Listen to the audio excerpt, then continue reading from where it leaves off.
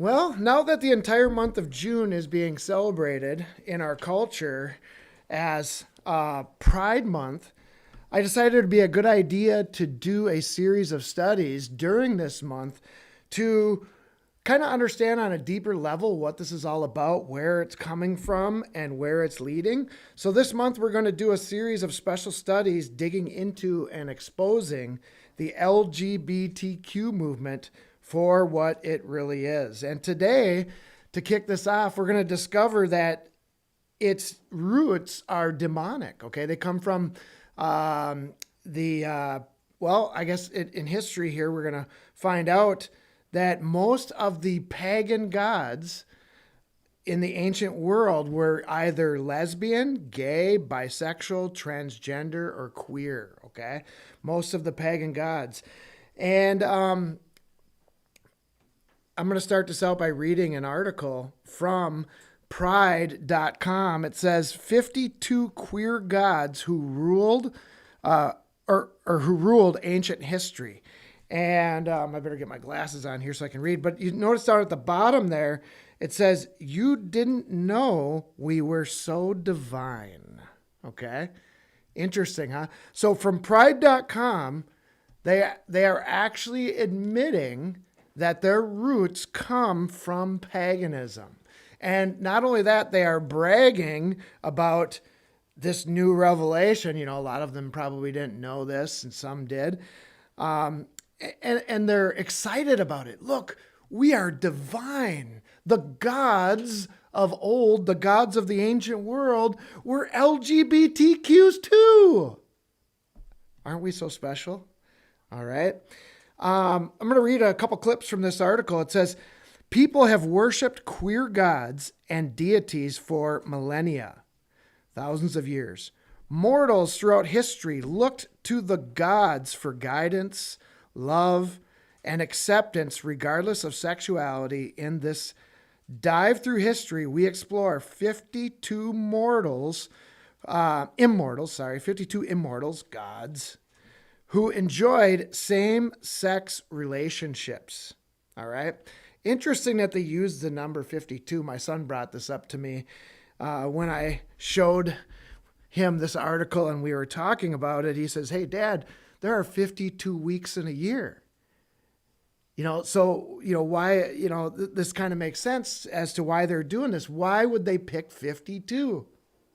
All right. Well, right now we have a whole month that they are dedicating to the worship and the celebration of these pagan gods who these people are made in the image of, the LGBTQs. But that isn't, they don't want just an entire month, my friends. They want the entire year, your entire life to revolve around these pagan gods and their sexual immorality and their depravity. In other words, they want you to become like them. Okay? That's what this is all about. They want you to become like them.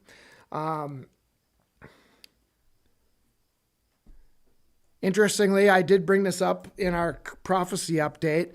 I'm going to read it again because it really ties into this theme that we are exploring here today.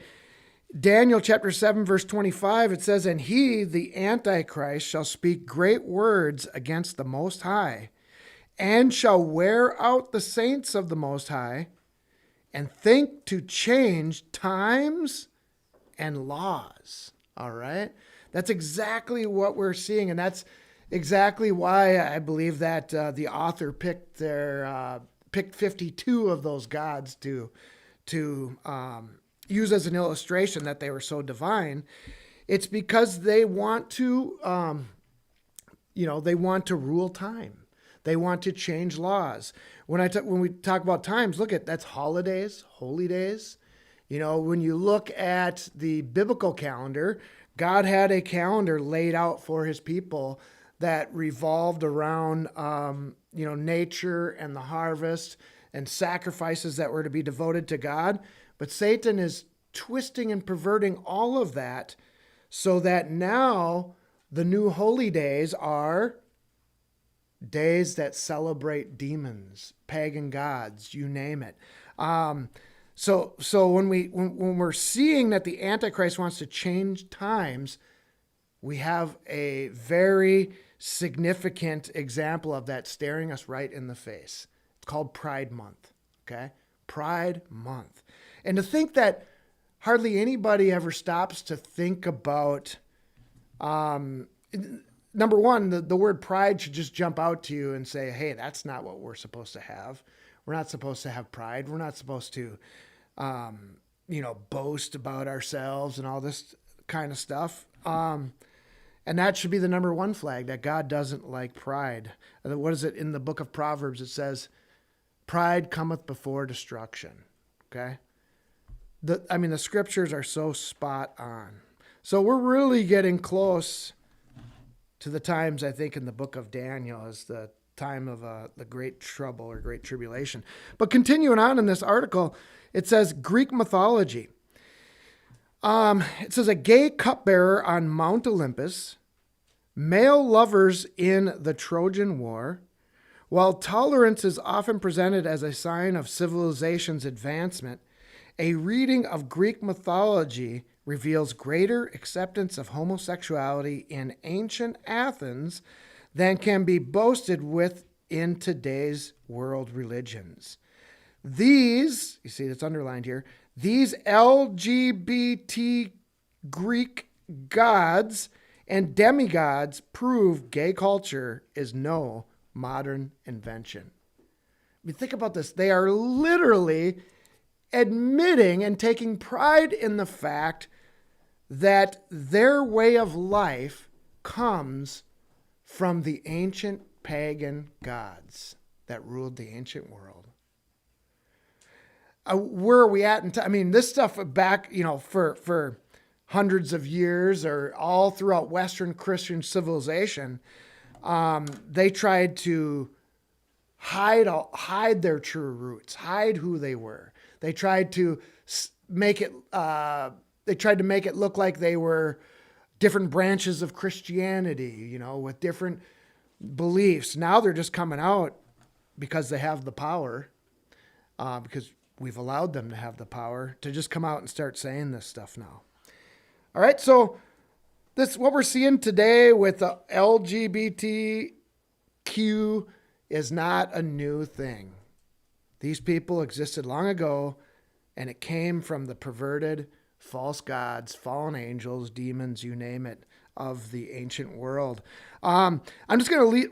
Now, I'm not going to, I should get a link to that article so you guys can actually go through on your own and you'll see the pictures of these gods even. I don't want to put the pictures on there because I don't want to defile anybody's minds of all these disgusting, perverted gods. Half of them are naked with genitalia hanging out, and we don't want to be looking at that. But there are a lot of them that when you go through that list, it's very eye-opening. It's basically like looking at today's culture. When you look at these gods, it's like turning on CNN or some other mainstream news outlet, and it's like, here we are. We're back in the ancient pagan world again, where the pagan gods and demons are ruling the culture. So I'm just going to read a few from their list here. I might put a link to that article. I can't remember if I said that. I might put a link to that article. I'll try to remember to get that into the video description later on after this recording. So Achilles was one. His lover was his shield bearer. Okay. His lover was his shield bearer. Zeus was a pedophile who had relations with a young boy who was his cupbearer. All right. Narcissus. You ever hear the word narcissistic? Comes from this false god. And you know what? He was a homosexual. All right. And he was what was he? I'm trying to remember. He was known for his vanity. Okay. You look at the lives of homosexuals, they are full of vanity, full of vain things in their life. Okay. Narcissists. Apollo was a homosexual with Hymen, who was known as, check this out, the god of marriage. You ever wonder why they wanted marriage? You ever wonder why they push so hard for homosexual marriage? Because it's in their religion, my friends. It's in their religion. Chrysippus was a homosexual. Hermes, homosexual with multiple gay lovers. Pan was a bisexual half man, half goat. Dionysus was the god of intersex and transgender people. Hercules was a homosexual with multiple gay lovers. And if you go on and on through the list, you're going to find out that all of the alphabet letters that they're adding onto here are represented in these ancient gods. I mean, there are many that there were cross-dresser, false gods. There were, there was transgenders. You name it. Everything that you're seeing and probably yet to see has already been. It's already been. Interestingly enough, Pride Month, my wife sent this to me and I saw a bunch of reposts on Twitter in the last couple weeks. You can't have Pride Month without demon in the middle. See how that works? Demon right in the middle when you put the words together. And what I found was really interesting, and I don't know if anybody else has noticed this, but I thought, okay, well, I know how pagans love to play with words. And I've studied, how they hide 666 and everything. And the symbolism and codes, they do this stuff. They love this stuff, right? I noticed, if you take the PRI and the TH, the first three letters and the last two, it spells Prith. Okay, there was a demon god named Prithi or Prithu back in the ancient times. So it seems as though that god may have, that demon is being called out here in some form or some manner. And it might be interesting for you guys to do a little deeper research on Prithu or Prithi. Okay, Prithi almost sounds effeminate, doesn't it? Oh, you're so pretty. Okay. All right. Now we're going to get to one that is actually considered to be more of a modern invention, but I think it still comes from the ancient pagan gods. Baphomet. Okay. You might have seen this one all over the place. The Illuminati, the Freemasons, the pop music industry is always portraying this god Baphomet in one way or the other. It's all over rap music, you name it. It was in rock and roll as well. This god this Baphomet seems to be the primary god of this age. It seems to be the main one that people are worshiping. And if you look closely, Baphomet is an androgynous half human, half goat god. Okay. I'm just going to read a couple details about this. It says that Baphomet is the deity allegedly worshipped by the Knights Templar and subsequently became incorporated into various occult and Western esoteric traditions. I'm going to kind of skip through. So it started way back. It sounds like this one in the 1300s. Baphomet is a symbol of balance, equity, equality. Have you heard those terms lately? Balance in various occult and mystical traditions, the origin of which some occultists have attempted to link with the Gnostics and the Templars, although occasionally purported to be a deity or a demon. Since 1856, the name Baphomet has been associated with the Sabbatic goat image drawn by Eliphas Levi. And I'm going to go on. Don't want to just read the whole thing. But anyways, this god was associated with secret groups that would meet to commit, this was during when Christianity reigned supreme in Europe. This was kind of their god that they hid. They would meet in secret to worship this god. And you know what they would do in those worship ceremonies?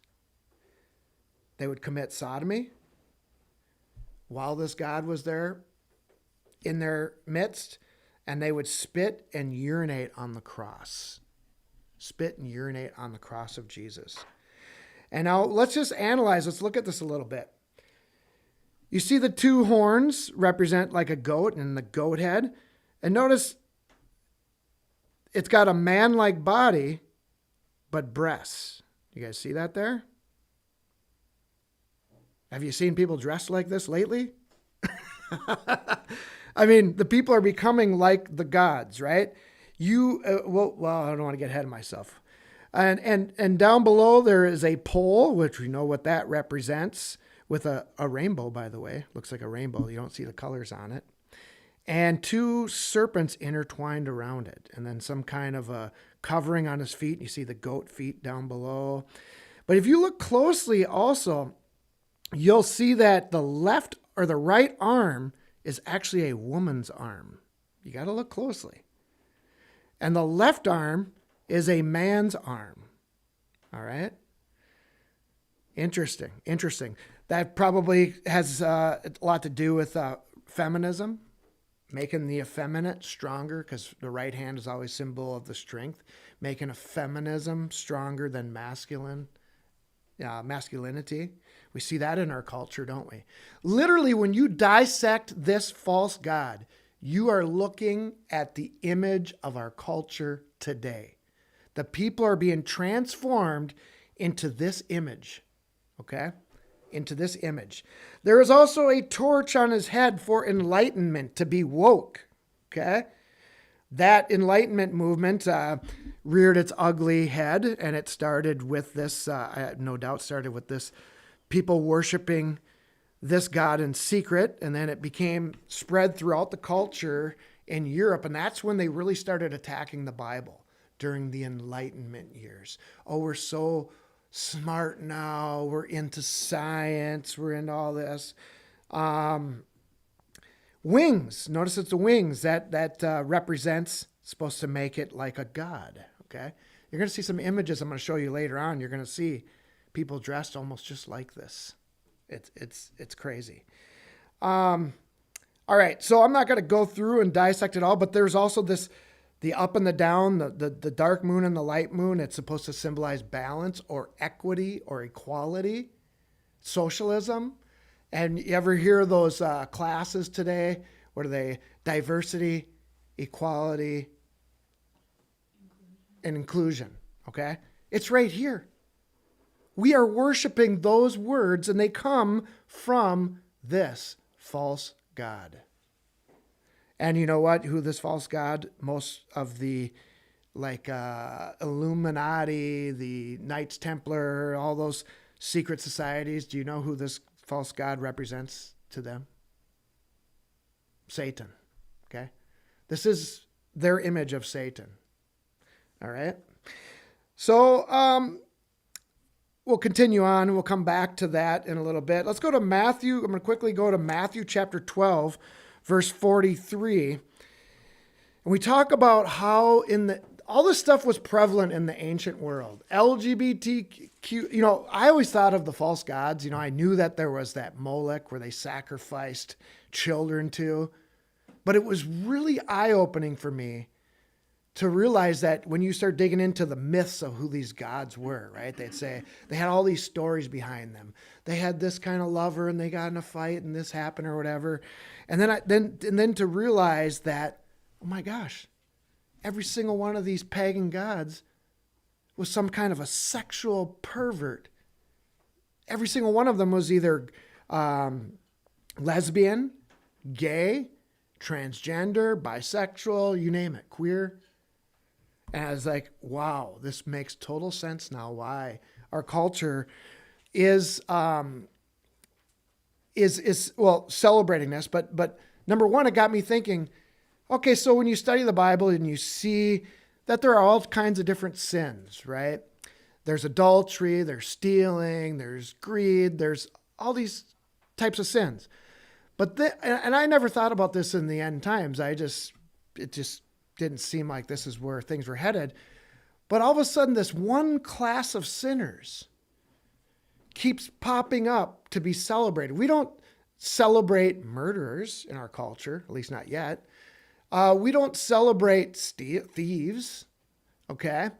we don't celebrate all these specific sins, but for some reason we're celebrating sexual perverts. And not only that, but this group is being used as the horsemen, if you would, the army to try to eliminate Christianity, to try to destroy Christianity. All right. So I thought about this.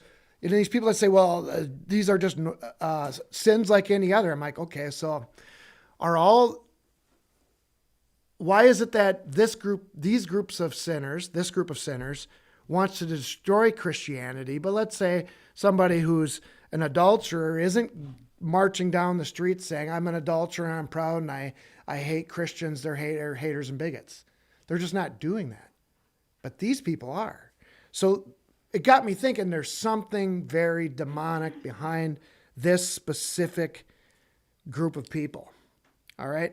Now, verse 43 of Matthew 12, it says, when the unclean spirit is gone out of a man, an evil spirit, he walketh through dry places, seeking rest, and findeth none.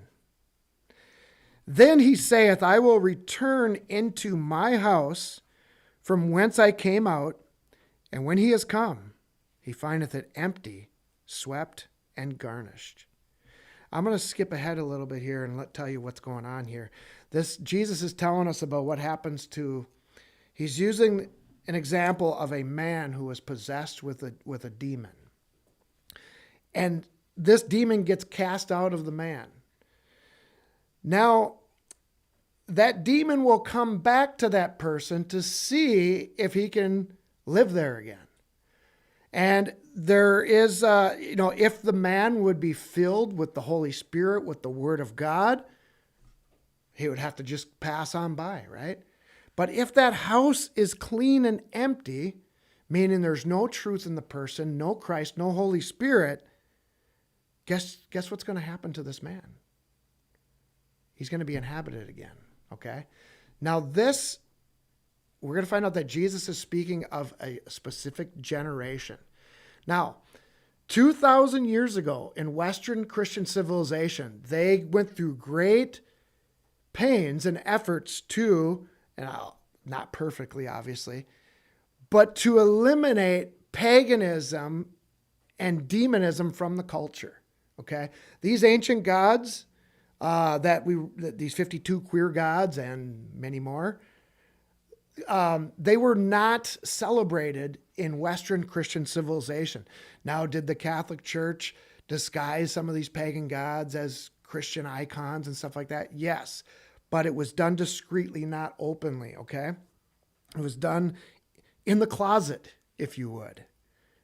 Now they're coming out of the closet, right? All right, now check this out.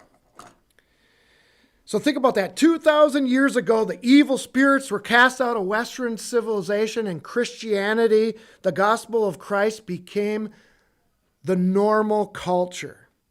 Then goeth he and taketh with him 7 other spirits more wicked than himself, and they enter in and dwell there. And the last state of that man is worse than the first. Even so shall it be also unto this wicked generation. That is pretty alarming. Think about that.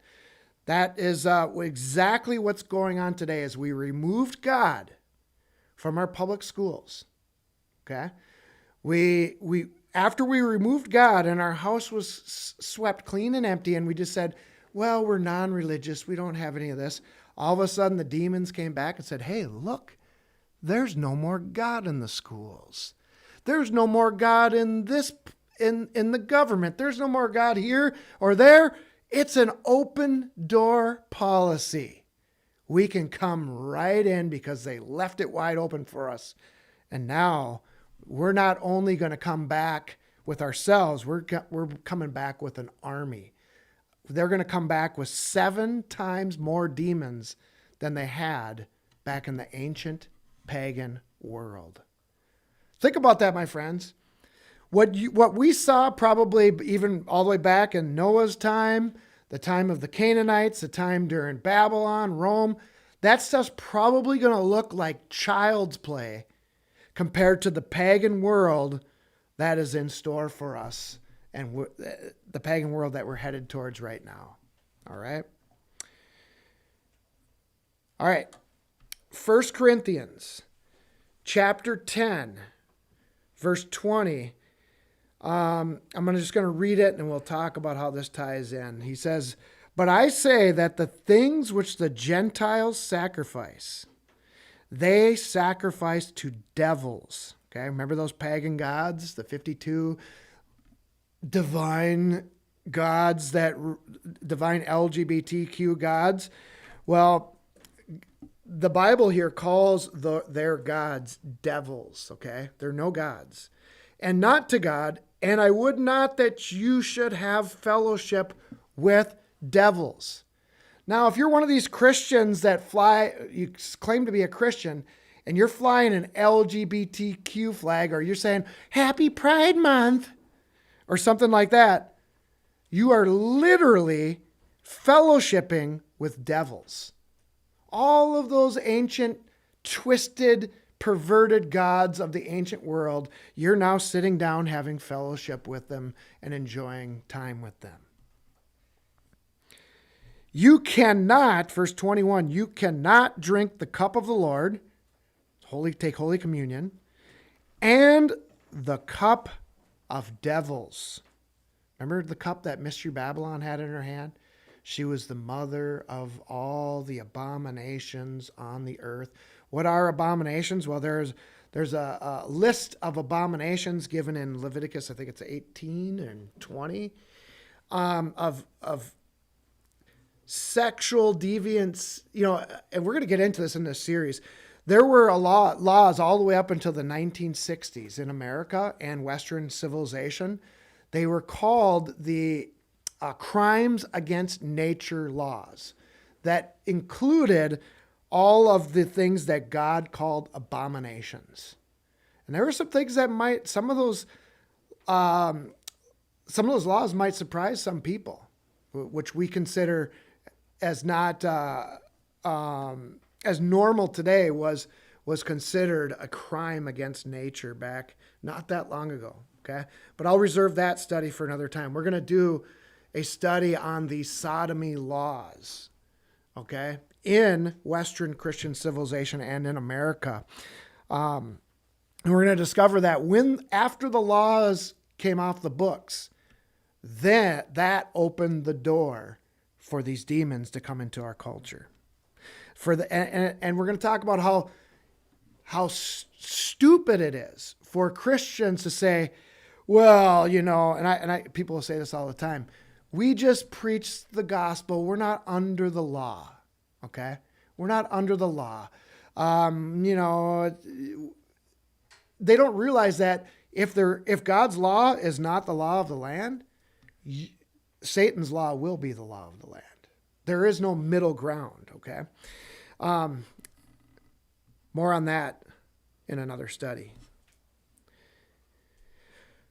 We're going to go to Romans chapter 8, verse 29. And like I mentioned before, the world, the culture, the people here are being conformed to the image of these perverted gods. All right? We are supposed to be conformed to who? Who are we supposed to become more like? Well, let's check this out. For whom, Romans 8, verse 29, for whom he did foreknow, he also did predestinate to be conformed to the image of his Son, that he might be the firstborn among many brethren. So how do you be conformed to the image of Jesus? How do you be conformed to the image of Jesus? Well, we covered it a little bit already in the book of Psalms, the first chapter. Blessed is the man who meditates upon God's law day and night. You become what you think about. Okay? You become like the things that you admire. If you're constantly admiring God and his word and looking at the life of Jesus, you're going to become like him. You're going to start conforming or transforming into his image. What do you think Satan wants you to be transformed to? Out of the image of God, out of the image of Christ. He wants to destroy any resemblance or likeness of the image of God in you. All right? All the way up to the point where he's having parents literally mutilate their children, parents and doctors, destroying the image of God by cutting off private parts, removing breasts, removing penises, trying to recreate other sex organs that they cannot recreate. So literally trying to destroy you as being made in the image of God. And they're going after our children. That's why there's this, that I posted this on Twitter the other day. I'm not a rap fan, but I think it's a very effective song. It was number 1 on the iTunes charts this week. It was called Boycott Target. Look up that song. And it's very truthful. The lyrics were spot on. They are Target is targeting our children. Okay? Satan wants to destroy our children. All right? And he wants to get them while they're young. That's the whole thing. And we're going to talk about that later on. There are, I don't know how deep we'll get into it because there are young children here, but these pedophiles and these wicked demonic people, if they can abuse somebody at a young age, there's something that happens that makes it very difficult for these children to leave that demonic stranglehold. Okay? And you'll find out that most LGBTQs are people who were sexually abused when they were children by some perverted uncle or some other pervert. Okay? And it's a very, I don't want to talk about it, but it is, I'll throw in a little bit of something for you to think about. You know, in the Bible, we're talking about being born again, right? You be born again by being baptized. Satan's way of trying to get people born into his kingdom, one of the methods he uses is sodomy. It is a way to try to make someone born again into the kingdom of darkness. Okay? All right. 2 Corinthians 3, verse 18. But we all, I'm skipping to another book here now. Okay? 2 Corinthians 3, verse 18. But we all with open face, beholding as in a glass the glory of the Lord, are changed, transformed, molded into the same image from glory to glory, even as by the Spirit of the Lord. The question is, who do you want to be like? Do you want to look like Baphomet? Is that what you want your soul to look like, and even your physical body now these days? Do you want to be like Baphomet, or do you want to be like the holy image of God? Okay? That's our choice today in this culture. Unfortunately, many are choosing to look like these demonic freak weirdos with blue hair, pink hair, whatever, foaming at the mouth, men dressed like women. It's insane and unholy. All right, Psalms 135, verse 15. We're going to talk about how that you become what you think and what you idolize and what you cherish. Psalms 135, verse 15. The idols of the heathen are silver and gold, the work of men's hands. Okay, back in the day, they would make these images remember these 52 queer gods? They would make statues of these things, and they would put them up in prominent places so you'd keep seeing them. And the more you see them, the more you subliminally want to be like them, unless you are sealed by God with his protection, okay? unless you have the seal of God upon your mind. And even then, you have to be very careful of what you see. Okay? They have mouths, and they speak not. Eyes they have, and they see not. They have ears, but they hear not. Neither is there any breath in their mouths. And I go even further. There are the great majority of people who claim to be Christians today have made a false Jesus with the figment of their imagination. Okay? It's a Jesus that is, I just saw a post the other day that said, Jesus was a brown-skinned socialist who stood up for social justice and equality or something like that. Okay? Nowhere in the Bible does it describe Jesus as being like that. All right? But these people make a false Jesus, a false Christ, a false Savior, and they worship him. But it's not the real, it's made with their own imagination or their own hands. It's interesting, though that when we get to the book of Revelation, and we're going to read a few verses from there, there is an idol that actually does have breath and can speak. We're moving into some crazy times. Why do you think there's such a strong push behind artificial intelligence? What is artificial intelligence? You start seeing all these, you see these robots with, they're putting human skin on them and stuff, and they're trying to get them to be, they're trying to like recreate human beings. They're trying, and what are they made out of? In the inside? Metal. Okay? They're made out of metal. They're trying to get metal to have life and to speak. It's crazy, and it's already here in some senses, in some ways. Verse 18, they that make them are like unto them. Whoa, they that make them are like unto them. So if you make a false Jesus in your mind, you're going to become like that false Jesus. If Jesus to you is some hippie, rainbow flag waver, sodomite, then that's what you're going to be. Okay? You're going to be like that. So is everyone that trusteth in them. Okay? In other words, you become what you worship. You become what you worship. Now, the success gurus know this principle all too well. They say, think and grow rich. They know that there's power in the mind, okay? If you put your mind to something long enough, you'll be able to accomplish it, okay? Whether it's good or evil. Now think about, this is a very important principle.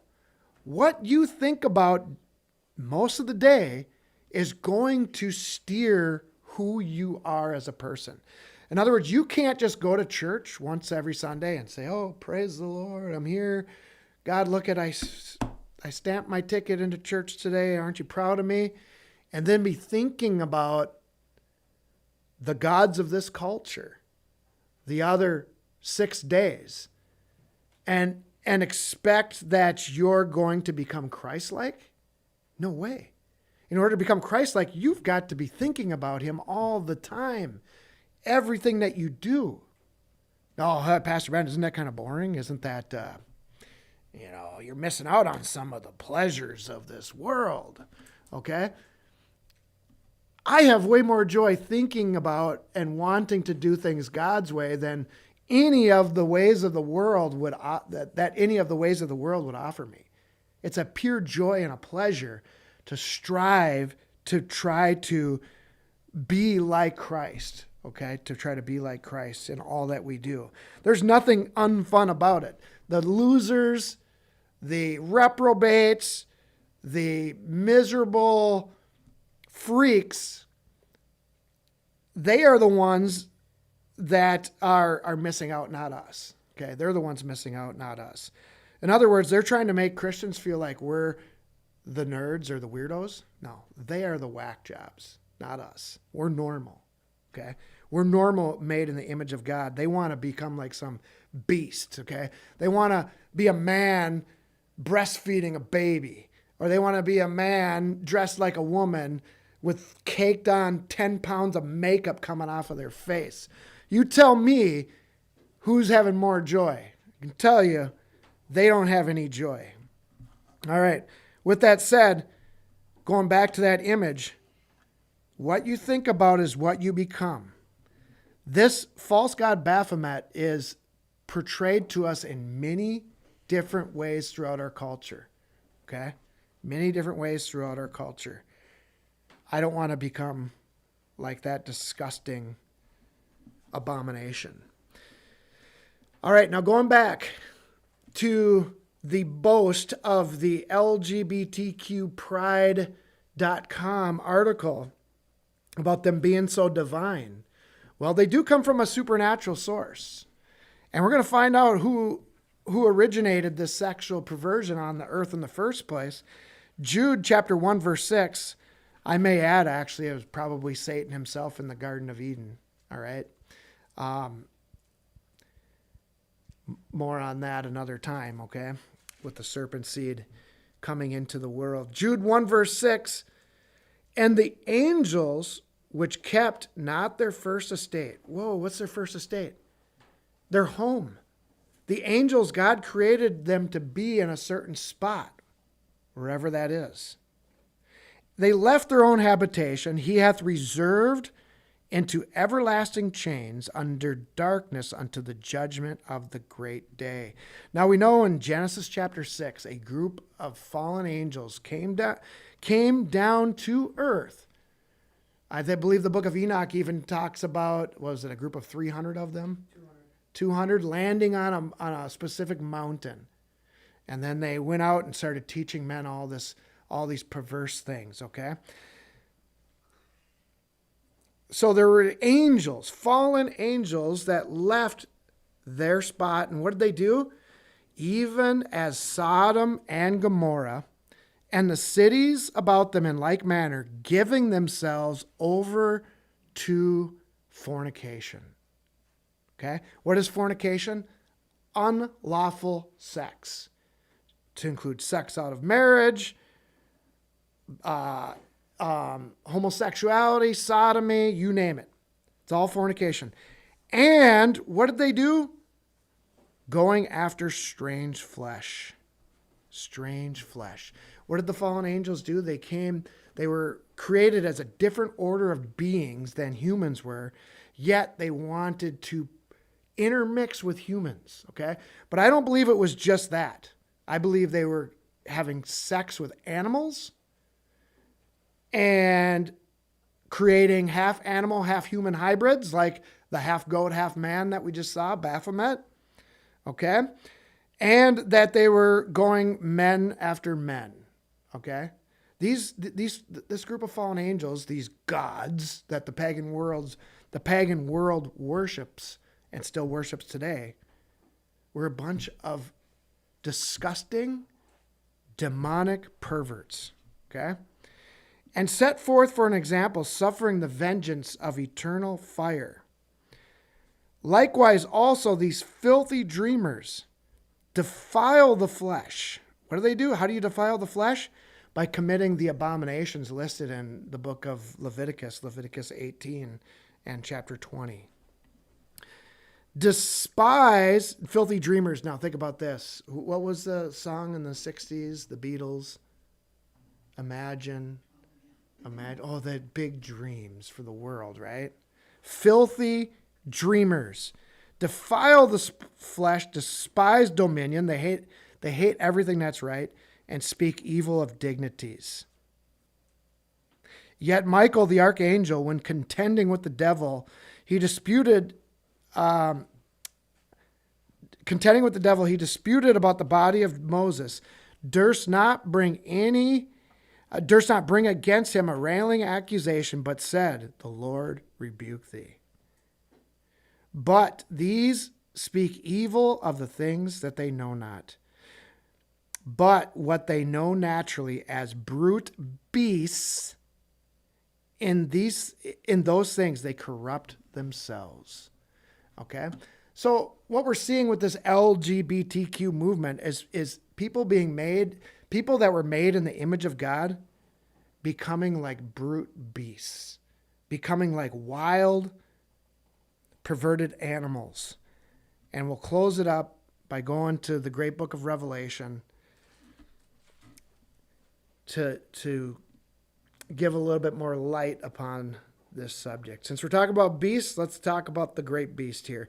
Revelation 13, verse 11. And I beheld another beast coming out of the earth, and he had 2 horns like a lamb, and he spake as a dragon. Now, is that a coincidence?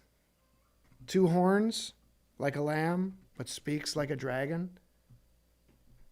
Is this literally the representation of the false god, this beast, written about in Revelation 13? It sure seems like it. Sure seems like it. Continuing on. And he exerciseth all the power of the first beast before him. The first beast was the 7-headed beast with 10 horns that represented the Antichrist and the world political system. And causeth the earth and them which dwell therein to worship the first beast, whose deadly wound was healed. Deadly wound was healed. Now, I can't help but always go back. I know a lot of people look at this as yet a future event. The deadly wound comes right before the Antichrist. Maybe, but I cannot help but tie in together the idea of the evil spirits leaving the mainstream culture of Western Christian civilization. I cannot help but associate the spreading of the gospel in Europe as being the deadly wound to the beast, the deadly wound to these demonic powers, and now the healing of it being their return to culture. Okay? Verse 13, and he doeth great wonders, so that he maketh fire come down from heaven on the earth in the sight of men.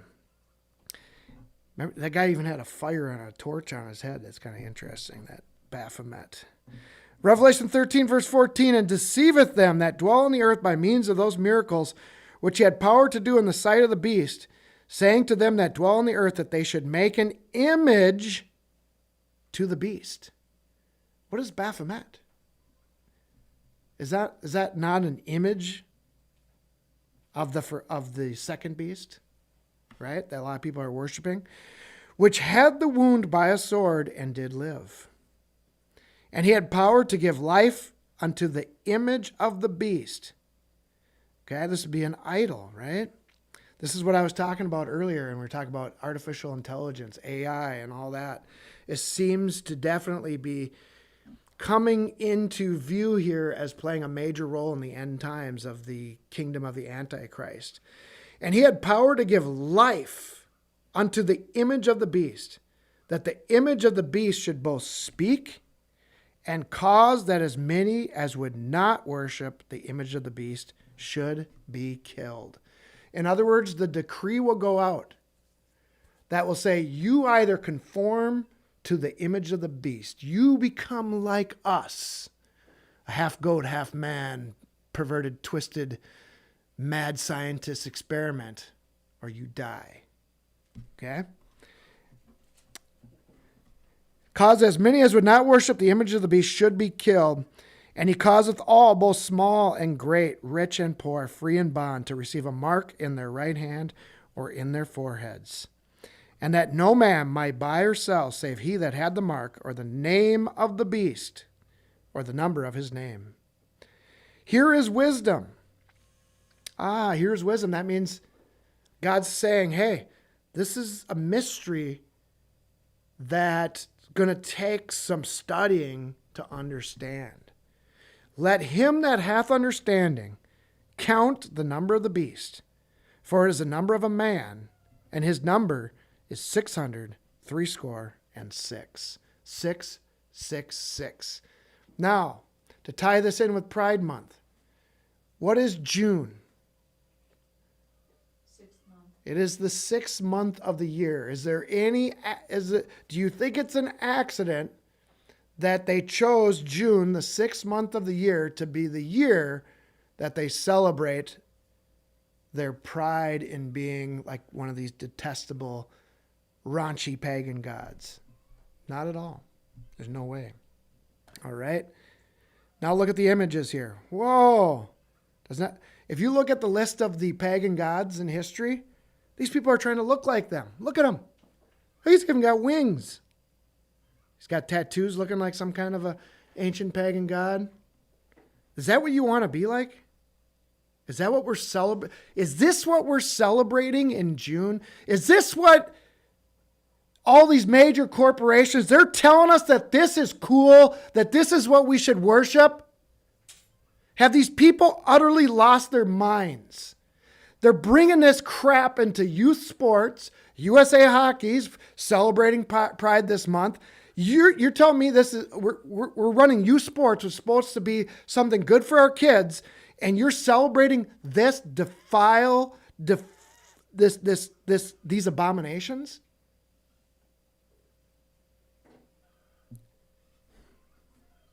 Look at some more. You want to look like this? Is this the new normal? If this is the new normal, I'm getting ready to look for the judgment of God to come, just like it did Sodom and Gomorrah, Noah's flood. Look at this. How could anybody in their right mind think that this stuff is normal? And by the way, you look at a lot of these ancient Indian and Hindu gods, this guy looks like one of these things. Love wins. Love wins. We know that this isn't love. This is wickedness. Look at these people. This is what they're teaching our kids to celebrate in school. And now the youth sports, and I'm calling out USA Hockey because whoever's leading that organization is a bunch of twisted, perverted pedophiles if they're pushing this crap down our children's throats. Pedophiles that deserve to be in prison. Look at this. How could somebody say that this is not demonic behavior? And now you see, literally, we have armies of demonic spirits waving, what is their battle flag? You see it. It's the blaspheming the rainbow of God flag, okay? Perverting God's rainbow. So when you're seeing these flags in America being flown on our embassies, you're literally seeing an invasion of America by demonic hordes, okay? Then the people are becoming just like them. And we're witnessing it. If you didn't think we were getting late in the day and getting close to the end, I think you better start thinking about what's important in your life and what you need to be thinking about. All right, we will be right back with questions and comments. Be sure to join us live every Thursday morning, 9:30 a.m. for prophecy updates and Sunday mornings, 10:30 a.m. for our line-by-line Bible studies. If you live near Princeton, Minnesota and would like to join us in person for our Sunday morning church services, please email me at ben@christianovercomers.com for details and directions. Also, be sure to visit our website at christianovercomers.com to sign up for our weekly email updates, find our latest prophecy updates on video or podcast, catch up with our line-by-line studies, also available on video or audio podcast. And we even archive all of our studies by date. So if you have a phone or a tablet, bookmark this page so you can play our studies on the go while you're driving, going for a run, or doing chores. Now to our questions and comments. All right, welcome back. We're going to take questions and comments if we have any. Kid Art Extreme says, good morning. Question, were the pagan gods actual beings? I tend to believe they were from Genesis 6. Yeah, good point. I think they were. I think they were, these pagan gods were fallen angels that had come to the earth, or some demon, some evil spirit that somebody made an idol of or an image of that they worship. It is kind of, when you're talking about fallen angels and demons, they seem to kind of overlap each other a lot because they're on the same team. So sometimes it's hard to know which is which. But I do believe that the main difference is fallen angels, it appears as though, based off of my research, have bodies, okay? They have a physical body. Whereas the demons, which many people think the demons were the offspring of they were the giants, the offspring of the fallen angels and humans. And it was the spirits that were in those giants when they died or when they were killed, they had nowhere, they couldn't go, they had nowhere to go. They can't go to heaven because they were hybrid offsprings of fallen angels and humans. So there's no eternal life for them. And that they roam the world trying to find people to possess. So I guess you could say it like this. You could say fallen angels are beings like Satan with a body that are supernatural and can be invisible, it appears. But demons or evil spirits don't have a body, and they need to always be trying to find somebody to possess. Anything else? Any questions in here? I'm going to pass the mic over there.